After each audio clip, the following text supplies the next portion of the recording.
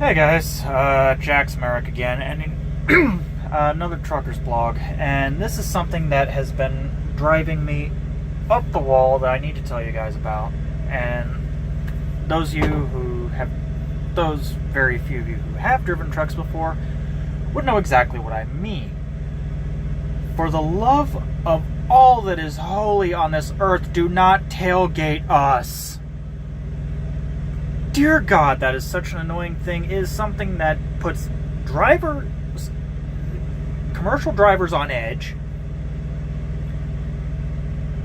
and in turn makes everything harder for us to deal with because we have to account for you being this close to our trailer. And especially bad are the ones who tailgate at very extreme short distances, flatbeds with nothing on them. Let's break it down simple here.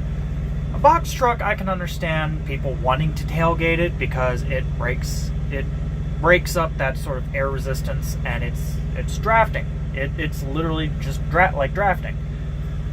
You can't draft a flatbed. Fuck!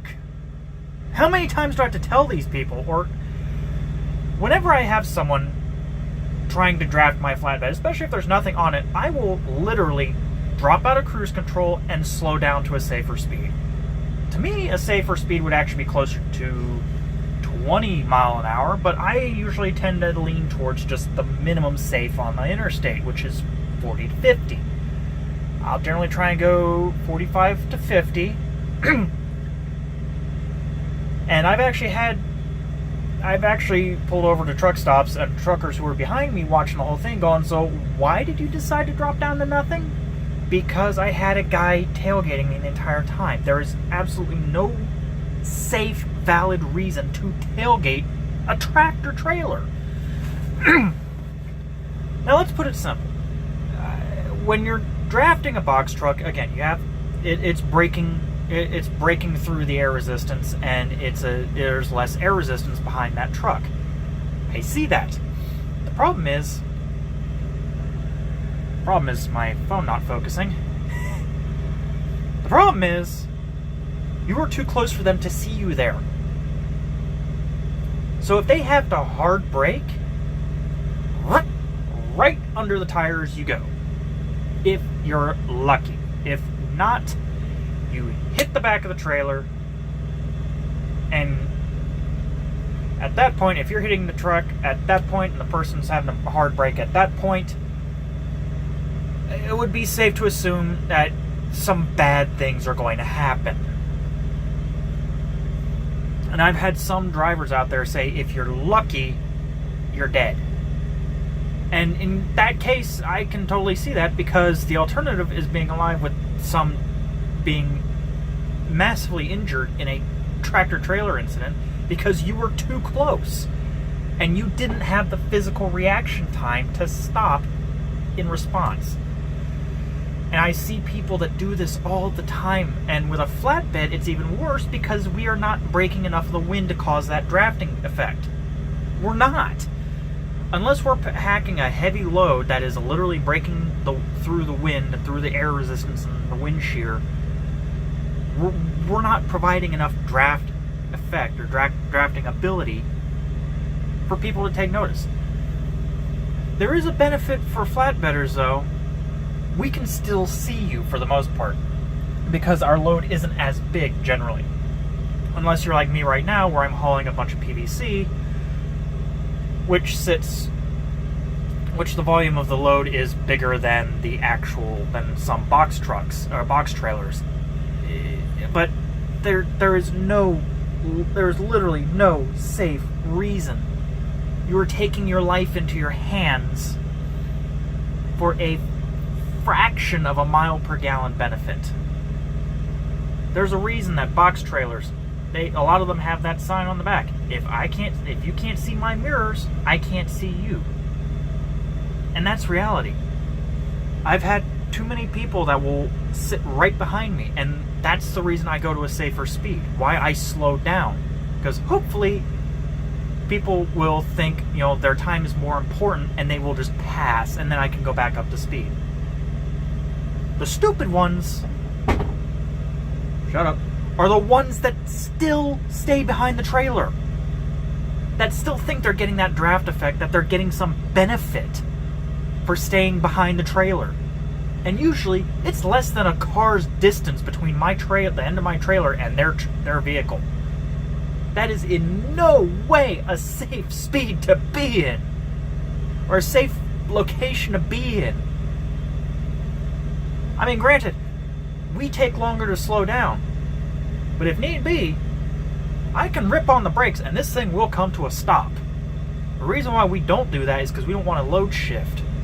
Which I've already had to deal with that with one of those in Richmond a few days ago, where the load had shifted because some guy jumps in front of my lane and slams on the brakes. I saw it coming, I hit the brakes hard enough, but it was just hard enough to cause a load shift.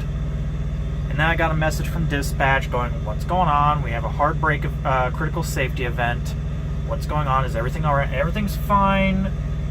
A part of my load shifted about 6 inches. The weights are still good. I'm going to go to a weigh station, go double check them. But, we can stop hard if we need to. We don't want to have to stop hard because that causes load shifts. And if you're that close, that causes injury at the very least. So I'm telling everybody here, I hope there's people watching, please, for the love of God, do not tailgate a semi-truck. You shouldn't be tailgating anybody, period. I've seen so many wrecks on the side of the road going down the interstate. I passed through so many wrecks of people and it's clear that somebody was tailgating. One guy hit the brakes, and one guy went to go kiss another, and now both are being transported to the hospital to make sure they're all right. That is too much. That is just not... There is no safe reason. There really isn't. And it's one thing I find all the time, and it drives me up the wall, and I have people asking me why I go slower when people are tailgating. It's because people are tailgating. And it's for me to hopefully mitigate the damage. And sometimes I'll jump lane. I'll shift lane, and they'll jump right back behind me. And I'll shift back, and they'll shift back behind me.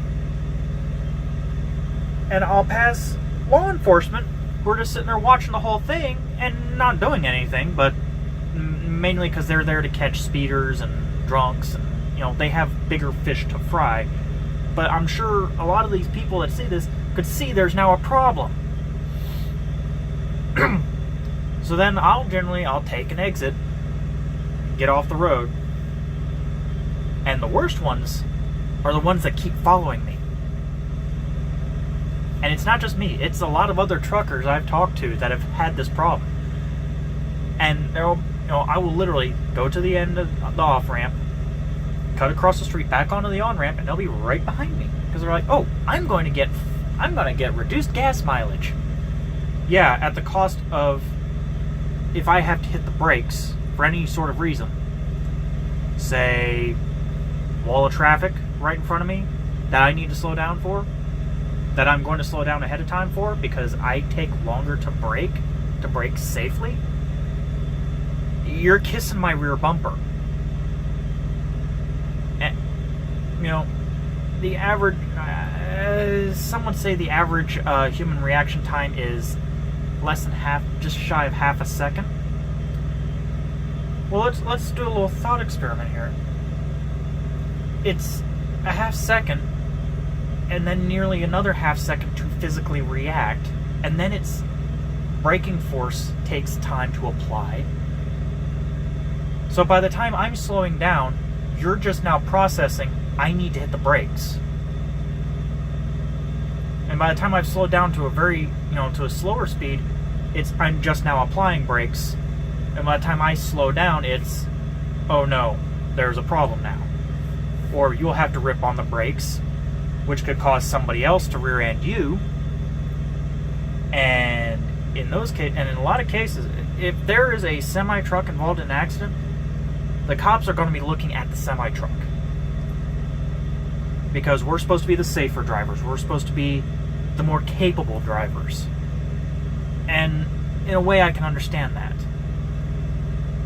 But there's only so much I can say when, hey, I stopped ahead of time for this wall of traffic that was coming up. I didn't want to get a load shift where the load, again, the load either moving forward or back. Where if you have the load strapped down well enough, it shouldn't happen. But these things do happen. These loads have mass, so they're going to want to move. It's laws of inertia. These are laws of inertia and momentum. I see too. It's ungodly unreal how many people will literally just ride within inches of your rear bumper, hoping to get some sort of negligible effect. And there's literally no safe reason to do so. There really isn't. I know I keep repeating this, but I just want to hammer home just how important the statement is. There is no safe reason to tailgate, let alone a vehicle that could be upwards of 80,000 pounds. That if you are not quick enough reaction time, and I've seen some people that are driving that are just fiddling on their phones, looking at their phones, one hand on the wheel. Now, judging by where you see my phone, you can tell it's in a position where I can look at it. I don't mess around my phone while I'm on the road. I set some music, I drive. If there's a phone call, I dig up the headset, turn it on, click the button to hit answer, and answer it. And usually I could do all that, click, drop, while not taking my eyes off the road. So, you got to have a little bit of a understanding of how, I can, we are required by law to have a Bluetooth device or some form of hands-free communication or one-button communication. If I have the phone hooked up to the stereo on the truck, I just press a button here, click, answer. And the microphone up here, speakers through the system here, I can answer a call while I'm on the road. But my attention is always on the road. But I see so many people that are so playing on their phones while they're driving. There's just, if you could take away anything from tonight, I would say just use your common sense, common courtesy. Don't play around on your phone when you're driving. And for the love of God, don't tailgate one of us truckers. It is not worth the risk. Nothing is worth that risk. There's been studies saying that the effect is negligible as far as miles per gallon, especially to maintain the distance. That any you would gain is offset by the fact that you're usually accelerating to keep the distance, to keep a certain short distance. Also, Mythbusters proved that as well, quite easily. And they've even said there's no reason to be anywhere within, I believe they said 50 feet of the rear of the trailer. There's just no reason. So, again, it just turns into just don't do it. To do this means you're putting the, half a mile per gallon, 1 mile per gallon value on the life of yourself. And don't ever tailgate me for 30 miles, then pass me, and I see family in that car. And I see kids in that car. Oh, dear God. I should be calling DOT on a regular basis, or Highway Patrol on a regular basis, telling them that these drivers, and I look at license plates, I look at vehicles, I have no problem calling Highway Patrol saying, hey, I got a guy who's apparently threatening the lives of him or her and their kids by sitting 6 inches from my rear bumper. I'm in a semi-truck. If I have to brake, they're going under the tires. Or I see that they're texting and driving. I have no problem calling up a highway patrol. It's easy. I just press a button, say dial 911 or dial 411 to get the local highway patrol. Get in touch with them and say, hey, this is the car. We're on this interstate, this mile marker in this town. Because to do this, to tailgate us as close as these people are doing, is literally putting a dollar value on the lives of them, the people around them, the people in the vehicle, and it's measured in cents. Not even dollars, it's measured in cents, just by how negligible the gas mileage they're going to save is getting them. That is pitiful and disgusting. So, again, if you could take anything away from this rant tonight, and I'm sorry it's a rant, but it's something I've had to get off my chest since I started driving. I know not to tailgate vehicles because I don't have the stopping force. I don't have the quick stopping force, the safe quick stopping force. You all shouldn't either. And I'm sure a lot of you that watch the few of you that watch this are sitting here saying, well, I don't tailgate. But if you know someone who does, and you see it happening and you're in that vehicle, you tell them, back off that truck. I'm not going to have you risk my life for what little bit you're getting riding behind that truck. And if you're one of the ones who are tailgating, you need to quit that shit. Because that is too much of a risk of your life. It really is. Driving through major cities, you do not want to be tailgating a semi-truck. And in fact, anywhere. You don't want to be tailgating anywhere. In a major city, you could go from 60 to 0 like that. And the last thing you want to do is be too close to a semi-truck when they have to jack on the brakes. I get a little bit of luck by being able to look around my load a little bit because I don't have the box trailer. I have the load, and that's usually the only visual obstruction. I can generally see most of the time that people are tailgating me, and again, I react accordingly. Not a lot of other truckers actually do that because they either for some reason or another, and I can understand their reasonings. I understand, hey, I've got to be in this location at this time. I can't afford to do that. I can understand that. But a lot of you should take note, again, there's no valid reason to tailgate a semi-truck. Honestly, no valid reason to tailgate anybody, as I've said before. And just remember, we're supposed to be looking out for you too, but you should also look out for yourself. Class A drivers, we're required, as part of our training, to know that we are to look around everywhere. We're supposed to know what is around us at all times. That's why we have so many mirrors. That's why I have 3 mirrors on this side and 4 on that side. 2 up at the front, the West Coast mirrors, 2 up here, up high, which are just straight back, and then the blind spot mirrors. And that actually has a mirror aiming right down the door, so I can see if there's somebody right there beside me. We generally have good visual coverage, but that doesn't mean that you can take your life in your hands thinking that we're going to be safe for you,